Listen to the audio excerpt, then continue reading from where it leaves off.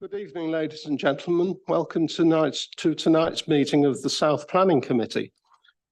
Item 1, apologies for absence and appointments of substitute members. Thank you, Chair. Apologies received from Councillor Bambridge, Councillor Cooper, and we have Councillor Parker as a substitute. Thank you very much. Item 2, declarations of interest. Do we have any declarations? No. Thank you. Item 3, the minutes. To confirm the minutes of the meeting of the committee held on the 7th of December. Do we approve these minutes? Thank you. Item 4, Chairman's announcements, and it's the usual ones. Members of the public are permitted to film, broadcast and report on the meeting, subject to the efficient running of the meeting not being affected. Only those people who have registered in line with the committee's speaking procedure may address the committee. Members of the public are requested not to call out during the committee's discussions on any item. This meeting is being webcast on the Council's corporate YouTube channel. Therefore, could all of those speaking please utilise their microphones when doing so? There are no planned fire drills, so if the alarm does sound, evacuation instructions will be given by officers. Please ensure that any devices are switched off or onto silent mode. Thank you very much. Item 5, proposed pre-committee site visits. Do we have any? There aren't any, Chairman. None. Thank you. So we'll proceed to item 6. That's the application of 2 Clare Street, Northampton. Who's dealing with that? Thank you, Chair.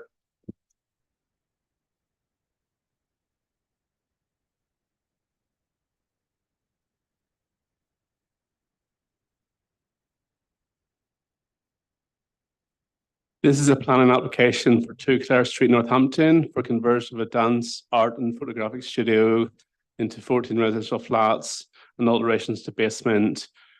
Members' attention is drawn to the addendum in front of them.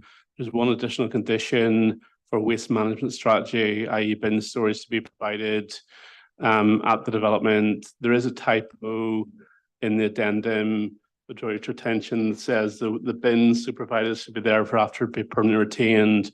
That should say bin storage rather than bins. It's a typographical error. The slide in front of you shows the location of the development at the corner of Earl Street and Clare Street in a prominent position in the street scene. The development includes a car park at the rear for 6 cars for the 14 flats. The site is located in the Buttonshoe Quarter Conservation Area in Northampton, the second youngest conservation area in the town. This plan shows the existing floor layouts, the basement and the ground floor.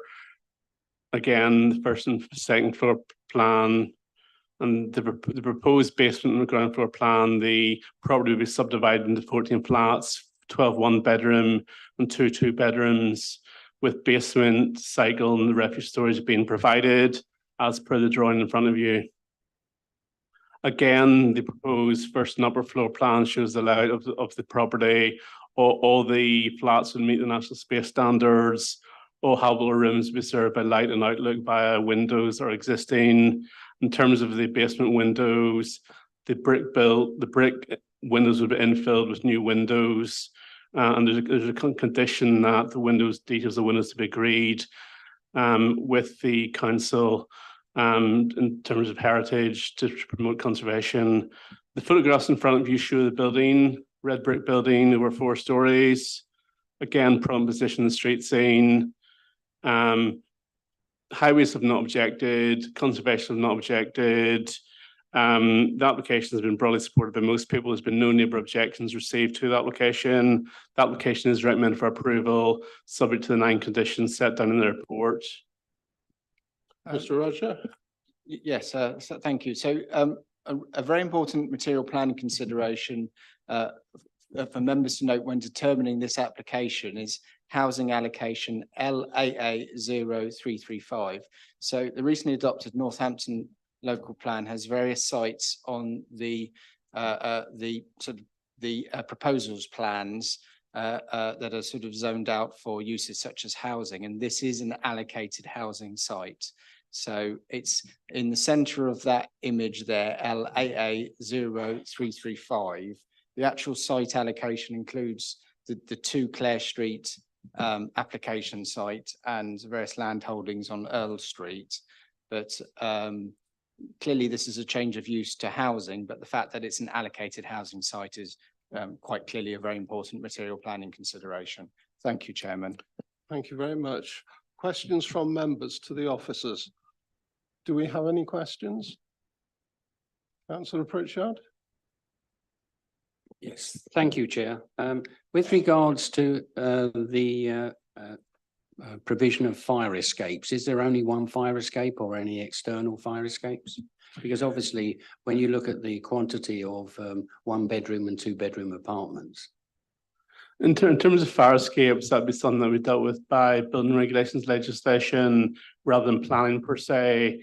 So you've answered your question, it's dealt with under separate legislation.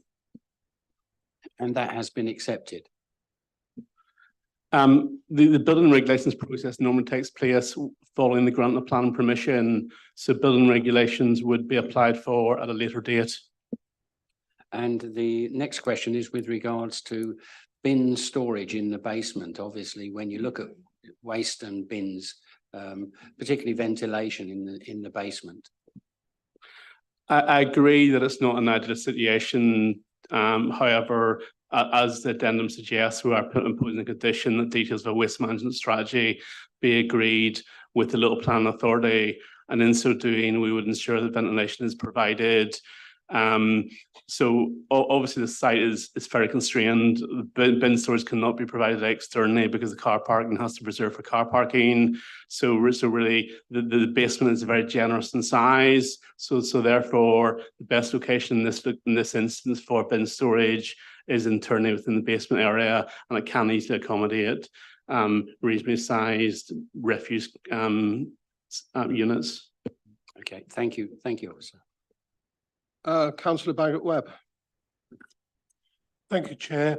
Just picking up on the point Mr. Rogers was talking about, is the overall plan, Mr. Rogers, to bring the area back to a residential area in sort of totality? Is that the reason for this LA condition? Yes. So it's gone through the full sort of scrutiny process that happens through the local plan process in terms of effectively, in this case, releasing employment land to housing. So the employment use ceased. There's been what some people refer it to as make-weight uses, but basically temporary uses, which in this case, the existing, there has been use as a sort of dance studio, etc. But as I say, it has been allocated for housing, so it's gone through that sort of scrutiny process that forms part of the local plan adoption process. So that's just then begs the question, if that is the general principle, have we taken into account the general principle that we would need parking spaces for that type of property?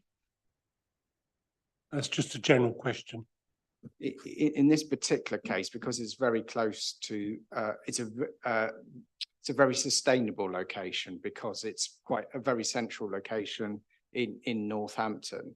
So in that regard, a sort of relatively low parking ratio is considered acceptable in this case because of that sustainable location.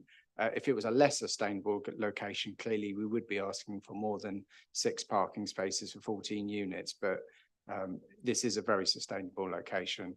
And it's for that reason that our highways colleagues are completely satisfied with the parking ratio. Are there any further questions for the officers? We now have our speaker, the applicant and the agent for Lee Randall. So if you come to the front, please, Mr. Randall. In case of questions from members, there's an opportunity if they have questions for you. So let's see how we go.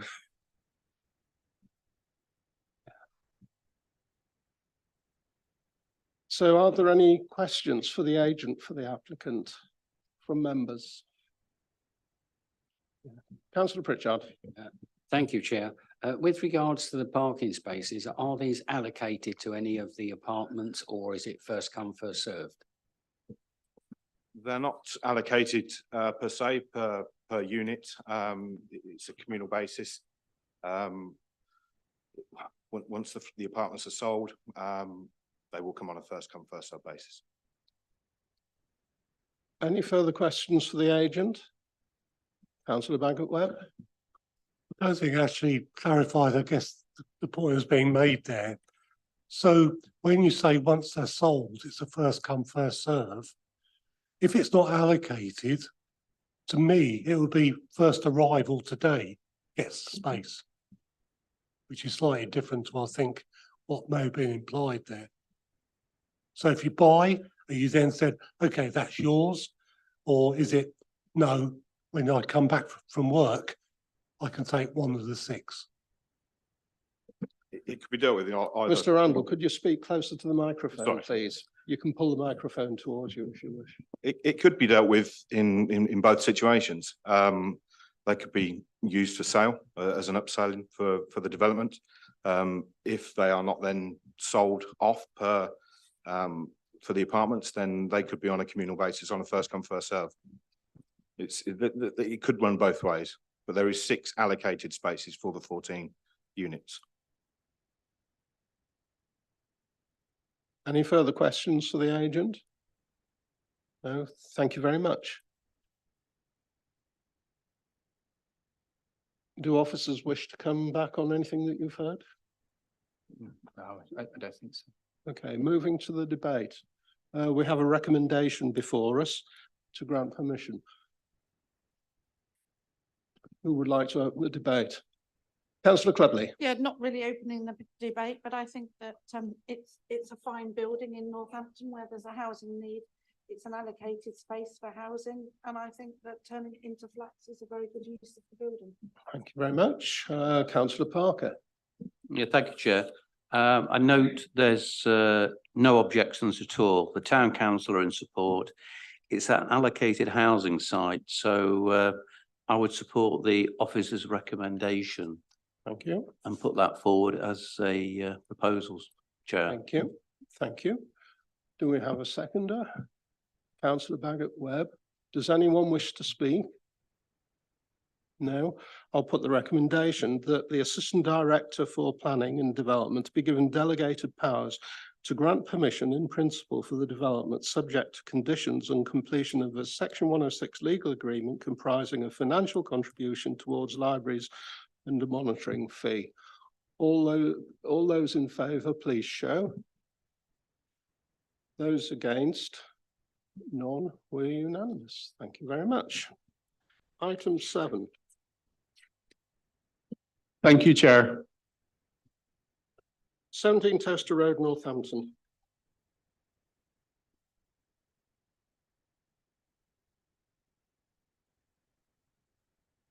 This application is for change of use of a 3-bedroom dwelling house to an office and residential flat, to include some external alterations, to include a single-story rear extension, roof alteration, which is a rear dormer, and some roof lights at the front, and also demolition of existing shed at 17 Toaster Road. The plan in front of you shows clearly the location of the site, close to the junction of Toaster Road and Euston Road, an established residential area. It's also close to St Leonard's Road, which is a row of shops, takeaways, cafes, other commercial uses, just south of Northampton Town Centre, in a very sustainable location, close to bus stops and within 15 minutes walking distance of the town centre. This plan shows the existing floor layout of the building. Again, the elevation shows the 2-story property, end of terrace property. Again, there's a site plan which basically shows cycle parking and bin storage at the rear and shows the site in context adjacent to number 15 and number 19 Toaster Road. This plan shows a floor layout plan with the proposed building, with the extension at the rear. The extension is single story, 3.25 meters in depth, slightly above what can be erected on a permitted development. So a slightly smaller extension would not need planning permission. This shows the layout of the property, the first floor and attic laid out as a flat. And again, this shows the elevation with the rear dormer, box dormer, which is setting from the roof slope in accordance with planning guidance. 2 small roof lights in the front elevation. And obviously it shows a single story flat roof extension at the back. These photographs show the back of the property taken from Euston Road, the left-hand snap. The middle photograph shows the front of the property. The right-hand photograph shows the street scene looking down towards Leonard's Road, the new build flats opposite the site, which are being under construction. And the front is a Google Street View taken recently, looking towards the street towards the front of the property. So highways have not objected, environmental health have not objected. The site is in a medium risk flood zone, although the Environment Agency have removed their objection. The recommendation is for approval subject to the conditions set out in the report. Thank you. Thank you very much. There are no speakers on this one.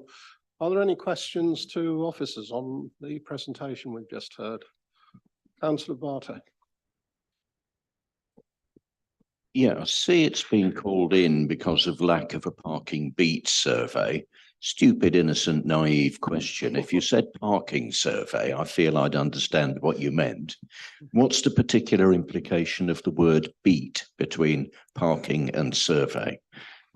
There's not a lot of difference, to be honest. The parking beat survey is merely a survey that's undertaken to demonstrate whether there's capacity for spare parking within a site location. It's generally used for slightly larger developments. Just to note, this is a very minor scale development in a very sustainable location. Parking survey is generally located for, quite often done for housing occupation or larger scale developments in general. This, I would just point out, this is a very minor scale development, and the highways did not request one in this instance, and there is no objection. Any further questions? Councillor Connolly. Yeah, Jonathan, just one, obviously, just to bring me up to speed. Obviously, I've come into a lot of these meetings and the officers say about this meets the 5-year housing supply. I mean, in an area where there's a 3-bedroom property going to be taken away, obviously it's high HMO area, some of the streets nearly 10%. So there isn't really that amount of properties available. I just wondered how you feel about taking a 3-bedroom house away from and reducing the 5-year housing supply. Thank you for your comment. I would point out that there are quite a lot of, although there's quite a lot of family HMOs in the area, there's still quite a lot of family houses maintained, particularly in Euston Road and St Leonard's Road. There is a real mix of developments. There's flats, there's family housing, there's HMOs. Although this will result in the loss of a family house per se, it would still retain a residential use. And for that reason, I think, and being in a sustainable location, I think it's going to be hard to object to it. It still would retain a residential use in this location when it is very accessible to the town centre, accessible with 3 bus routes on St Leonard's Road. And I think really the area will still maintain a suitable mix of residential properties, well, behind HMOs, family housing and flats. Councillor Bagot-Webb, we're still on questions to officers. Thank you. What I'm intrigued by here is Councillor Roberts has called in based on parking challenges. Unfortunately, she's not here this evening to talk to it. Do you have any further insight onto, is there a problem with parking there or not? Thank you. The surrounding streets have some issues of parking, like Euston Road and Southampton Road. However, I think weighing up the pros and cons of the development, I think in terms of planning, the plan balance, we need to bear in mind it is a very sustainable location. St Leonard's Road is a short walk away. There's 3 bus stops in St Leonard's Road within 300-400 meters walk of the site. Parking can be problematic in the evenings. However, they are only providing 1 flat. the lawful use of the 3-bedroom dwelling. So if anything, the parking demand is actually being decreased rather than increased in terms of the residential use. Thank you. Councillor Barrett. Yeah, just want to draw focus to the environmental health conditions for refusal in terms of the hours of the use of office. What are they? What will they be per se? Do we know? Apologies if I've missed that, but I'd appreciate that clarity there. And then secondly, I'm not particularly, if it's been opened up, there's surely going to be more of a traffic flow instead of a loss. So I don't quite understand what you've just said there. If you can explain that a little bit more, please. First of all, in terms of the hours of use, I would draw your attention to condition 7, which conditions the hours of use of the office, and that was required by environmental health to be in the interest of residential amenities to protect kind of living conditions of all the properties in the vicinity. The condition 7 says the office hereby approved should not be open outside the hours of 9 a.m. and 5 p.m. Mondays to Fridays, and 10 a.m. to 3 p.m. on Saturdays, and no time on Sundays. So just condition 7 of the report does condition the hours of use for the office. I think in terms of parking, we need to carefully compare the existing use to the proposed use. As I said a few minutes ago, the existing use is a 3-bedroom dwelling. They're proposing a small scale office and a 1-bedroom flat. I think in comparative terms, the proposed use is probably, as I said, is no worse than the existing use. As existing use, the 3-bedroom dwelling, potentially that could accommodate 2-3 parking spaces, cars that are present from a family. 1 flat is unlikely to generate probably more than one car, though the office may generate another car from staff. So when it up, proposed use is probably no worse than the existing in terms of parking generation. Thank you. Any further questions for officers? Councillor Barter.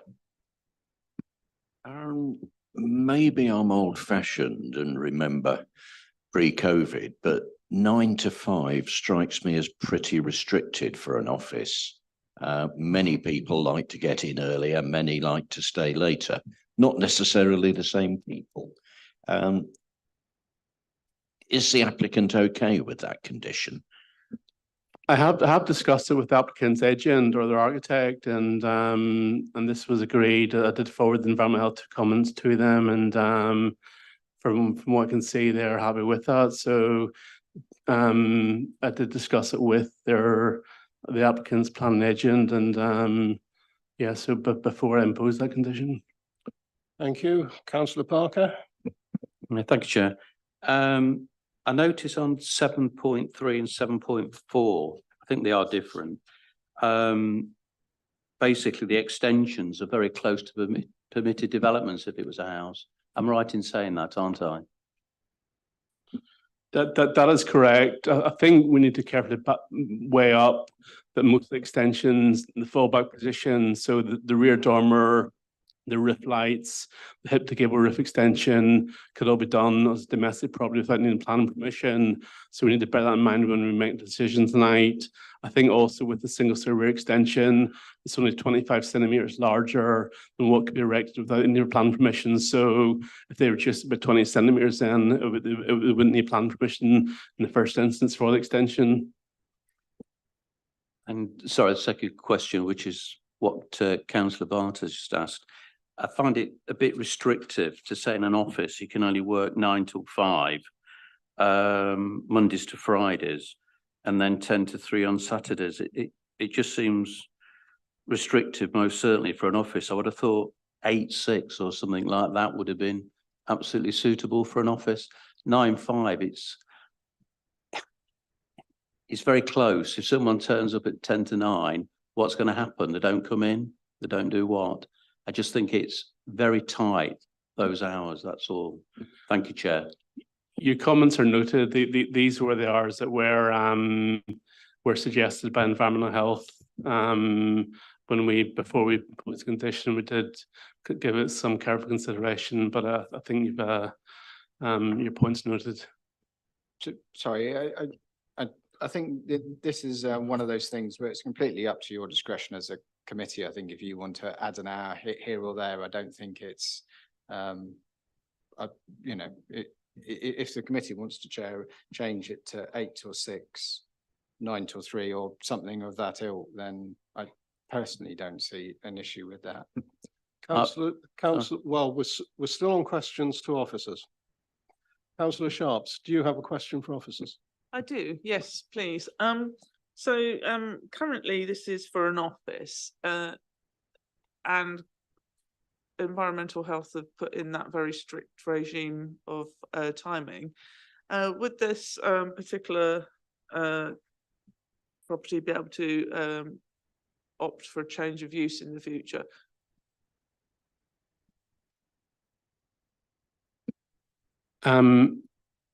Depends what the change of use is to. For example, on the plan regulations, you can change to certain uses without needing plan permission within the same use class.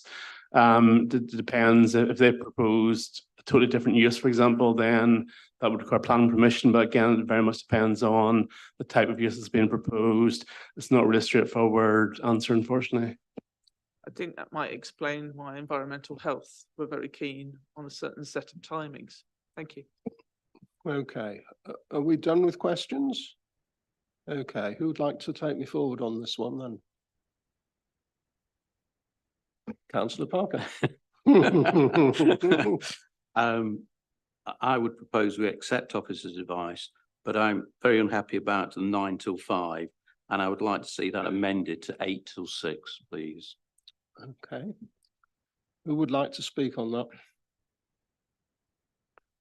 Councillor Sharps. I think that we should accept the environmental health advice, seeing as they are a body that works long and hard and has exceptional experience in this matter, and we should leave it to the experts. Right, okay. Councillor Pritchard. I would like to support Councillor Parker's request with regards to, and I think when you look at it, if somebody actually arrives at the office at 8:45 and then starts to work, you know, obviously they're contravening what the application is going to be approved for or possibly approved for. So therefore, I would actually recommend and support Councillor Parker in 8 to 6. Well, we have a proposal from Councillor Parker. Have you seconded it? Yes, please. Thank you, Chair. Just to clarify, the proposal from Councillor Parker then is to accept the officer's recommendations subject to an amendment to the condition on the hours from 9 to 5 to 8 AM till 6 PM. Thank you, Okay. Chair. Councillor Sharps has spoken. Does anyone else wish to speak on this proposal? Councillor Barrett. Yeah, I'm just conscious of reading this, the need as well, and listening to obviously Delapre of Farcotton Community Council. There's varying views on there. We've got loss of a family home. We've got different types of traffic. And we're on about going against specialist advice to increase the hours, to increase the traffic. I don't agree with that in any way, because they're clearly concerns here, and why are we going against that advice would be my question to the group. So unless anyone can, I understand both the opinion very clearly about the constrictive nature of that, but that's there for a purpose, and that's been put there by an expert, hasn't it? So yeah, I just need some more rationale behind that. Councillor Bagot-Webb. This is an interesting one. It depends on the use of the office, in my opinion. If it is purely to do work within the office with no visitors, then I guess I don't have a real problem whether they start at 8, 9, etc. But if you've got clients coming in, solicitors, accountants, then you potentially have got people coming in at 8 o'clock in the morning, which sort of changes the situation. And I feel, again, like a couple of my colleagues, that we've got expert advice on this. We should be careful on what we wish for. And I would be inclined to stay with the officer's recommendation. Thank you. Thank you. Councillor Barter. I really can't see the harm in allowing slightly wider hours. What concerns me is that if we have a very tight condition, it will get abused at the edges and nudged around. I'd rather have a condition that we felt happy about enforcing and sticking to than one where we accepted marginal and creeping, if you like, scope creep on the hours. And as for solicitors, don't they come in at 10, go home at 4 and have 3 hours for lunch? Oh, I don't think that's true, is it? Councillor Clubley. Put your microphone on, please. Sorry. Thank you. There's possibly another way of looking at this. It says here, the office hereby approved shall not be open outside the hours of 9 and 5 PM. So to me, that is saying that whatever type of office it is, members of the public are only allowed in there between 9 and 5. It's not saying that the people inside it can't work until 10 o'clock at night. But I'm reading it that actually the front door is open between 9 and 5. And that's when members of the public can go in and out. It doesn't say anything about people working inside it. Would officers like to comment on what we've heard so far?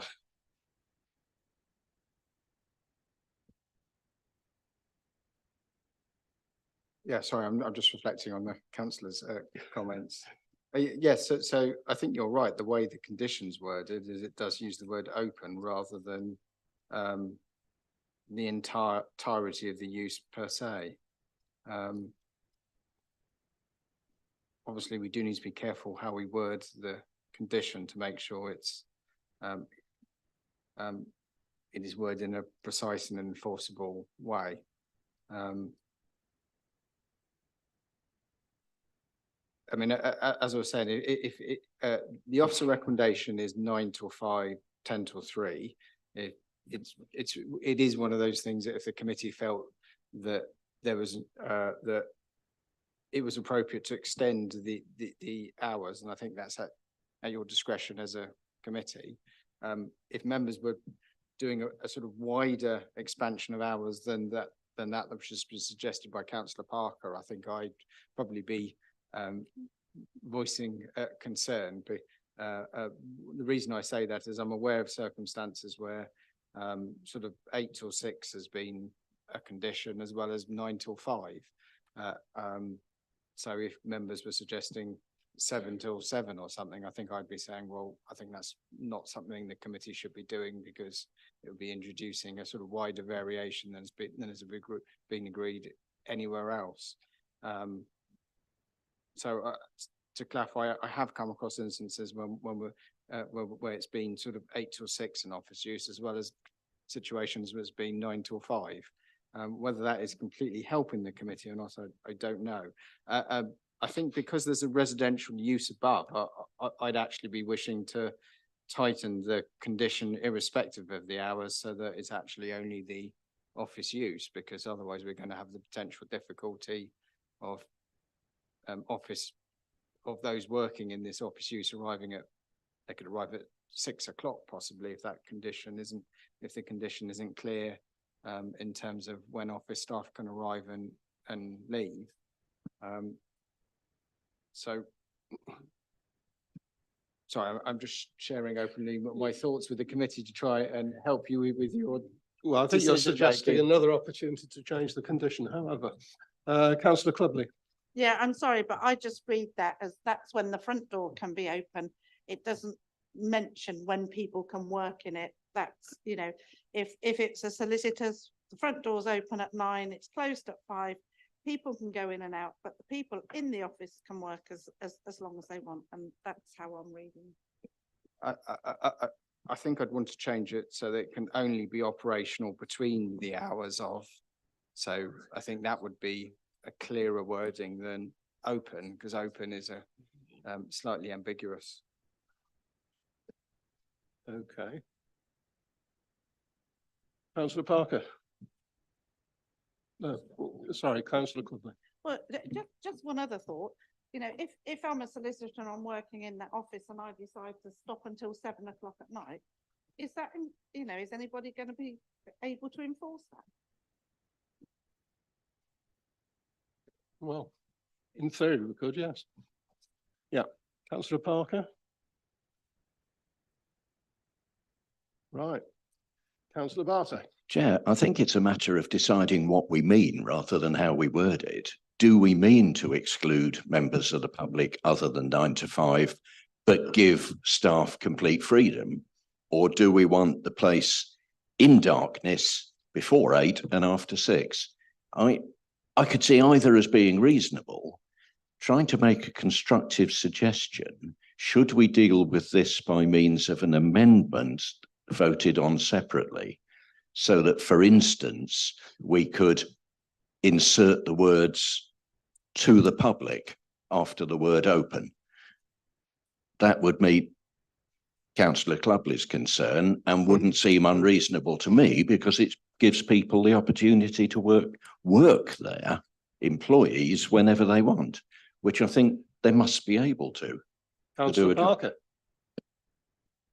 Yeah, I'm Mm. Yeah, sorry to laugh, Chair. I just think we're playing around with things, to be honest with you. I mean, it's like 8, my proposal was 8 till 6, which I think is fairly clear. I think that covers everything, covers the persons that's going to be in the flat, these sorts of things. I think 9 to 5 is just restrictive. And I'm not sure how it's going to be enforced either, to be absolutely honest. I know it can be, I just doubt whether it would be. So I'm still staying by my first proposal that we alter it to 8 till 6 o'clock. Okay. Thank you, Chair. Would you like to state what the proposal is before we vote? Thank you, Chair. Just to revisit my previous comments, really, to clarify that this proposal is to accept the officer's recommendations subject to the amended time on the condition from 9 till 5 to 8 till 6. It was proposed by councillor Parker and seconded by councillor Pritchard. Thank you, Chair. You happy with that? So I'd suggest members sort of decide whether they want it to remain as not be open or whether they want to vary that at all. Councillor Parker.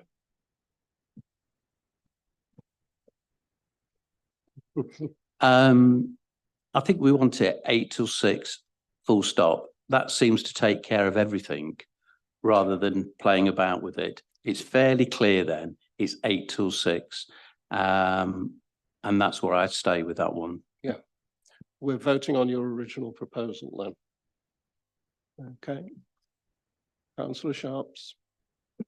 As I previously stated, I object to this on the basis that we should take professional advice.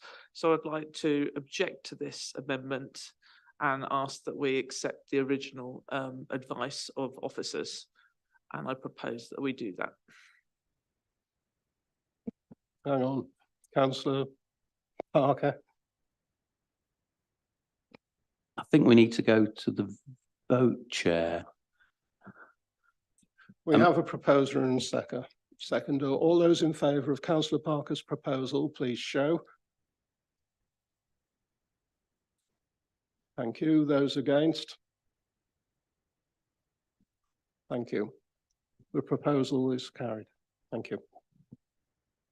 Chair, could I have a point of order? Yeah.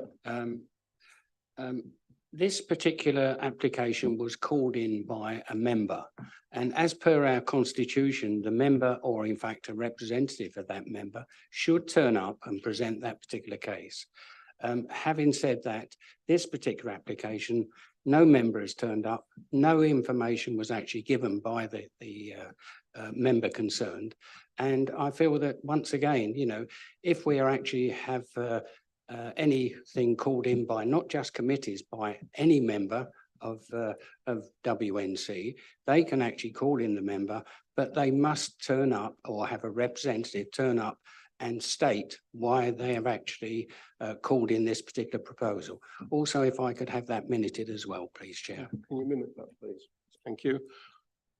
Councillor Sharps. I'm very disappointed to hear councillor Ken Pritchard say that, because there have been numerous occasions where other councillors have placed a call in and they also haven't attended. I think that was an unfair statement. Unfortunately, there are times and places when we cannot all be everywhere. And our members do the best for their constituents when they can. So it is obvious that sometimes councillors cannot attend. It has not been raised when other councillors have not attended. I personally did not raise it myself because I thought it would be churlish. So I think it's churlish to do so tonight. I totally disagree. It's something that states in our constitution that in fact, members that actually call in any application should turn up or have a representative here.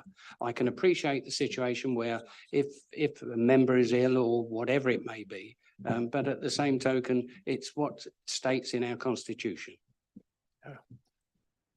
Mr Woods.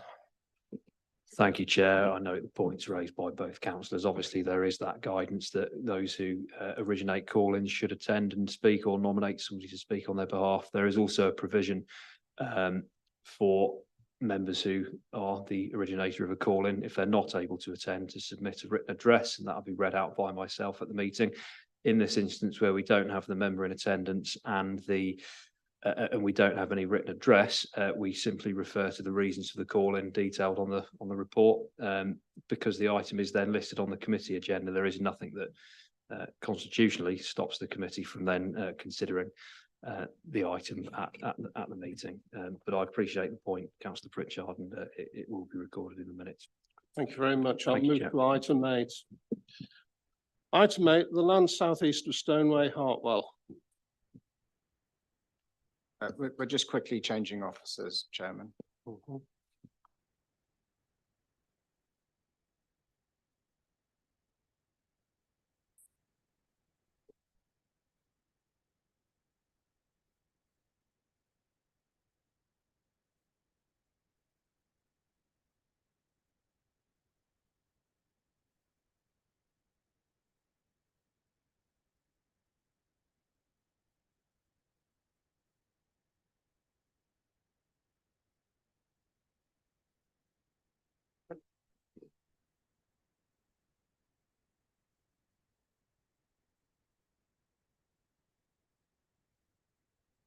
Yep.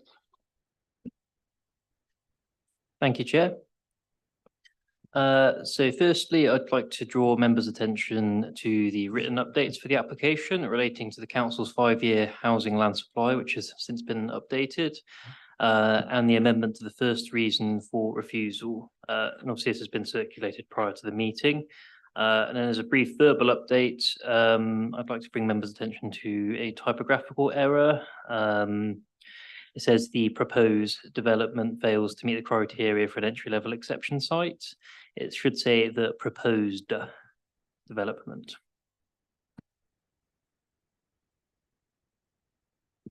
The application relates to a parcel of land next to the M1 and the village of Hartwell to the east of Stoneway, as outlined in red on the location plan on your screen.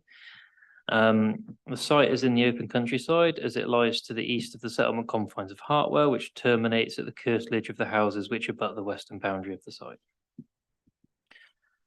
These are photos of the site which show various aspects of the site's characteristics. So,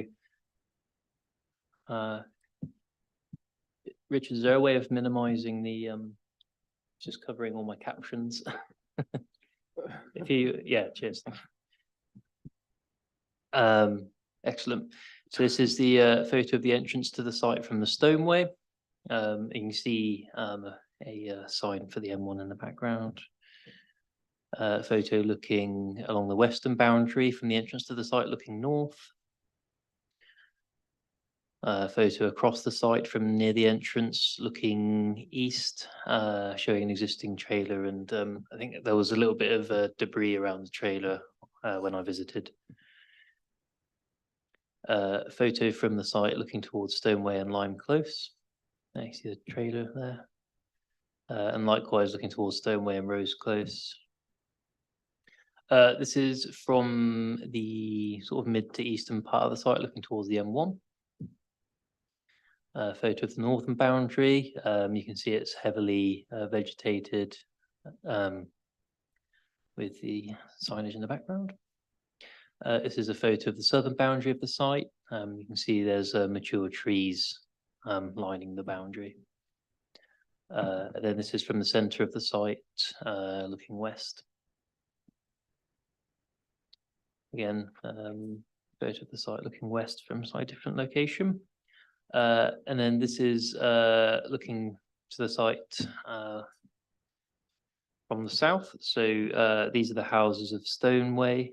Then the application site would be sort of behind this boundary here.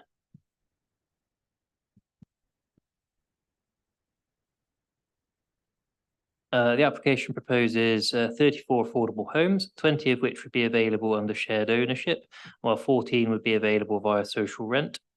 Access would be provided via an extension off of the easternmost turning head at the end of the Stoneway. The estate road would then wind through the site, with the majority of dwellings fronting this principal road and the rest being accessed via small cul-de-sacs. So I believe this is that's the only plan since it's outlined with all matters reserved apart from access. We only have the indicative site plan at present. But we do have an aerial plan which helps illustrate some of the context of the site. So obviously you've got the site, Hartwell and Stoneway, the M1, and then Salsey Forest on the other side. And then finally we have the committee plan. Planning officers considered that the proposed development would fail to comply with the requirements of policies relating to both entry-level and rural exception sites, as well as the general aims of national and local policy to direct development to the most sustainable locations in the district. This is because the site would extend Hartwell, which is too small a village to accommodate an entry-level exception site as per our policies. And the development is not accompanied by a up-to-date housing survey, which fails to satisfy our development plan policies relating to rural exception. Officers considered that there is insufficient material consideration to outweigh this conflict with the development plan. The proposed development, would therefore be unacceptable in principle and would be contrary to the development plan. Therefore, for the reasons set out in the officer report, as amended in the written updates, officers recommend the application is refused. Thank you, Chair. Thank you. We have an objector to speak to us. Judy Kendricks Simonson, who is a local resident. If you come to the front, please. Thank you.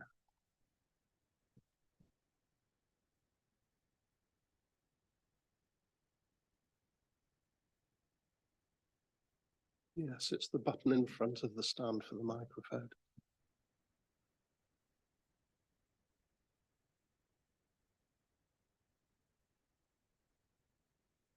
Please start when you're ready. You have 3 minutes. I am speaking to object to this application because the applicant has not addressed surface water drainage issues from this proposed development. The land to the south of the property belongs to myself, my brother Sean Finnegan and my sister. We own the arable field west of the proposed development site, and we have farmed that area, our family, for over 100 years, dealing with drainage issues.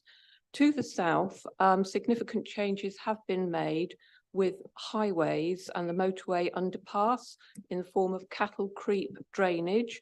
Water from the M1 and the underpass flows to a brook which runs along the southwest side of our arable field.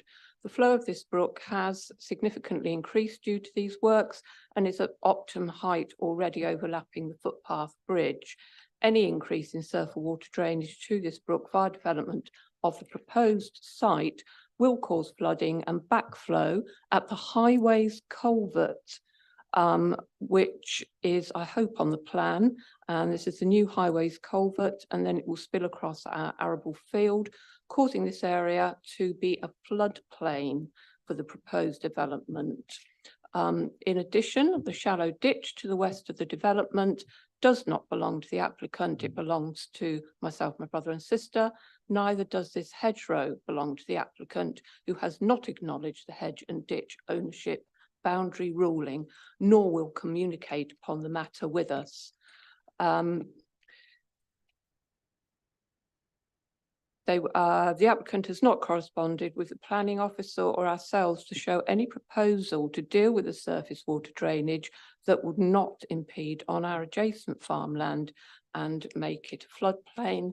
In addition, neither Anglia Water nor West Northants Council have been able to explain the current surface water drainage where this goes from Stoneway at the moment. The soil at the proposed site is peat-like and not clay as it should be, and I suggest it's already waterlogged as a soakaway for Stoneway, and any development will release the water already holding there, and our farmland will become a depository for the Stoneway surface water as well. Thank you. If you'd remain there in case of questions from the members.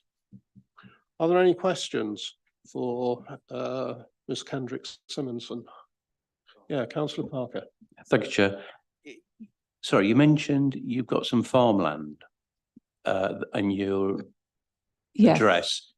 Sorry, whereabouts is it? I need it to come up on the screen, please.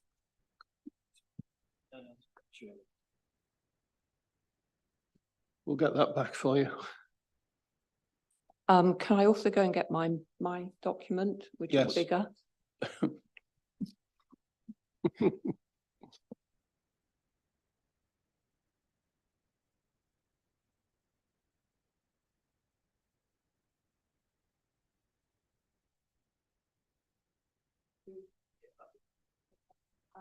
So this is the development.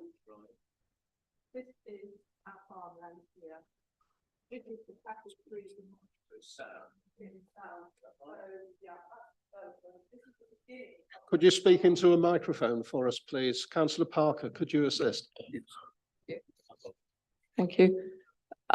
So the cattle creep is this there, and then the farmland will run down this way. So already the cattle creep drainage from the underpass, the motorway, has got additional water due to the new works draining to make our brooks at the highest level already. And then the farmland, we've got two arable fields, so it's successful corn, which is along there. And as I say, we've dealt with this for a long time, dealing with drainage, and that site sits right next to us. And that hedge and ditch there belong to us, which hasn't been acknowledged. And there's been no plan shown how any of this surface water would successfully be dealt with and not impinge upon farmland. Thank you. Thank you. Any further questions for our speaker? No? Thank you very much. Thank you. Officers, would you like to respond to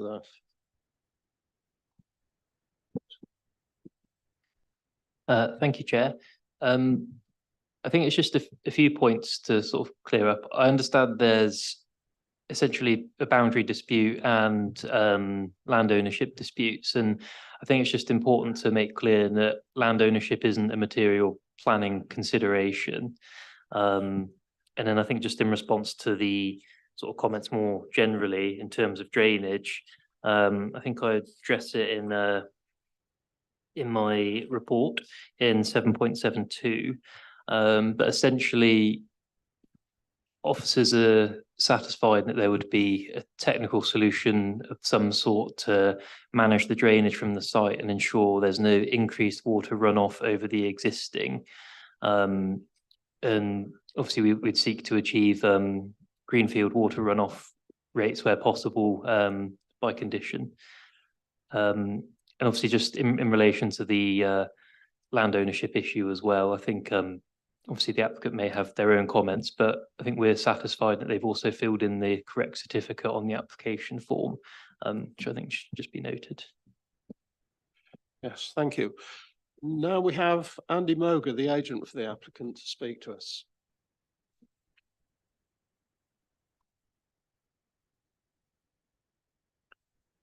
Thank you. You have 3 minutes.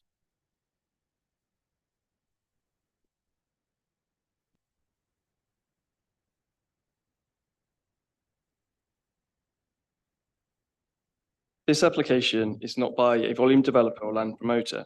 It is by Grand Union Housing Group, a registered social housing provider and one of the largest providers of social housing in the authority area, who manage some of the council's former stock post-transfer.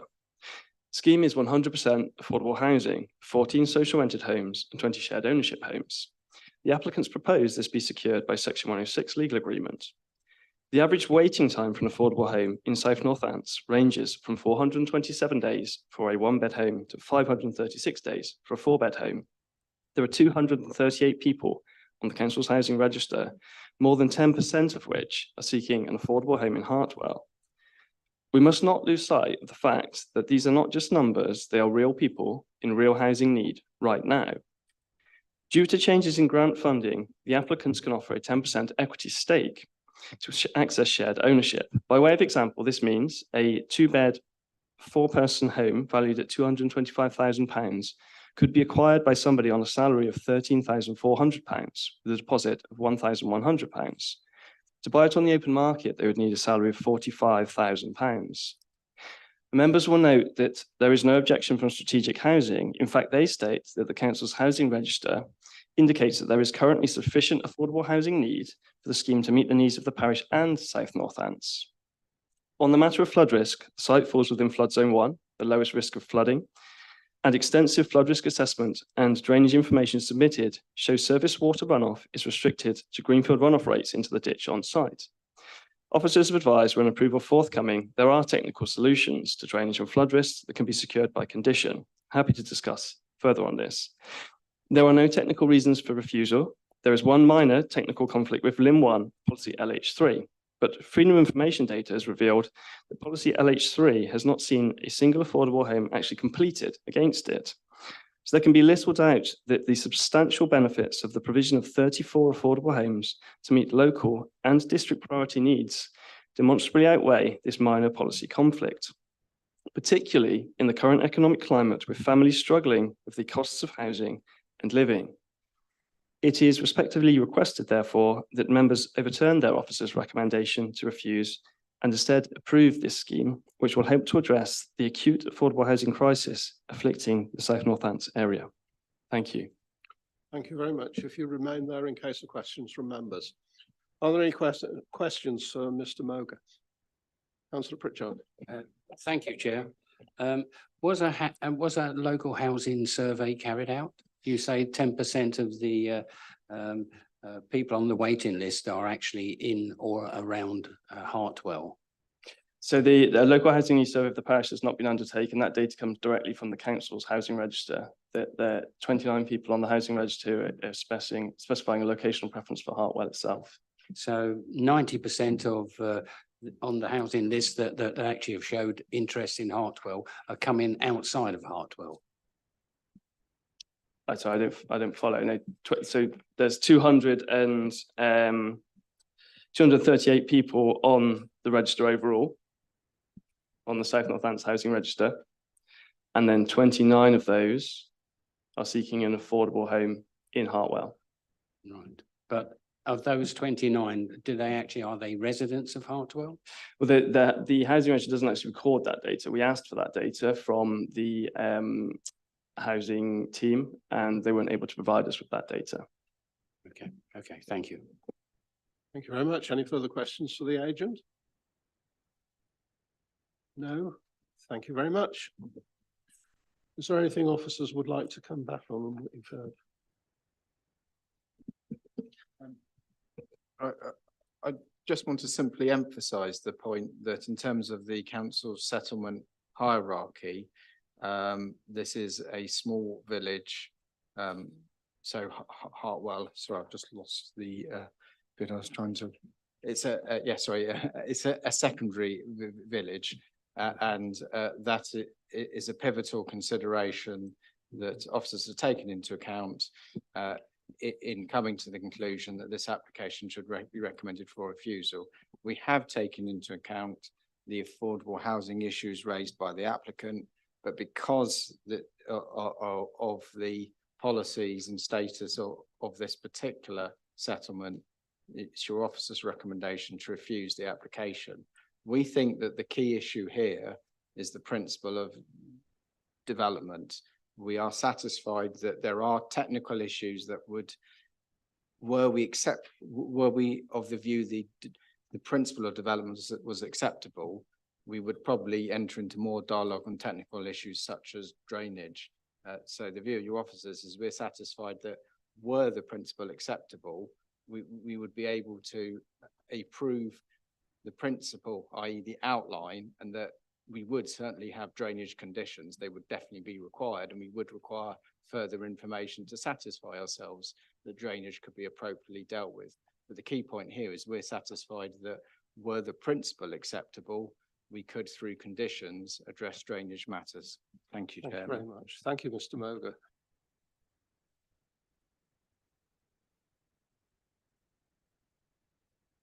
Are there any further questions to officers from members? Councillor Bagot-Webb. Thank you. Unless my eyes were deceiving me, and that's possible, one of the pictures shows a high water level on the field. Is that correct? Can we see the pictures, please? Yeah, just give me 1 second, I shall share my screen. I think whilst I try and locate the photo referred to, I think it's just worth pointing out I didn't see any. Go back. I think the one I was referring to. Back. That's that one. Is that just the light? It's just the light. That's just scrubland. I think just for clarity, when I went to site, I didn't. Yeah, the ground wasn't particularly wet, and there wasn't any surface water or anything like that. Any further questions from members to officers? No. Okay. Who would like to go first on this one?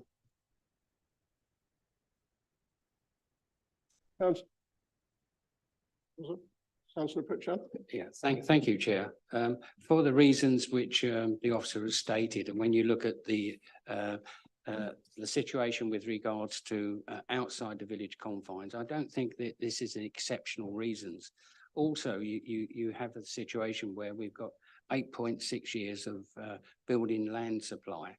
And I actually personally will actually agree with whatever the officer's recommendation is and reject this application. Thank you very much. Any other views on this? Councillor Parker. Thank you, Chair. Yeah, I picked up the technical issues, but I think they're just technical because it fails on numerous policy grounds. And I think that's the key thing here. And like my colleague, Councillor Pritchard, I would be supporting the experts, planning officers in this regard. Yeah. Thank you, Chair. Thank you. Anyone else? Well, to vote on it, I'll need a proposal and a seconder. Are you proposing, Councillor Pritchard? Okay. You're seconding. Thank you. Does anyone wish to speak? So will you put the proposal, please? Thank you, Chair. Just to clarify then that the proposal is to refuse permission for this application subject to the reasons set out in the report as amended by the committee updates. And obviously your recommendation allows for the Assistant Director of Planning to make any typographical changes as were pointed out earlier. But that's proposed by Councillor Pritchard, seconded by Councillor Parker. Thank you. Thank you very much. So all those in favour, please show. Those against? None. We're unanimous. Thank you all very much for coming. And with that, I'll close the meeting at 7:07. Thank you very much for coming. As there is no urgent business.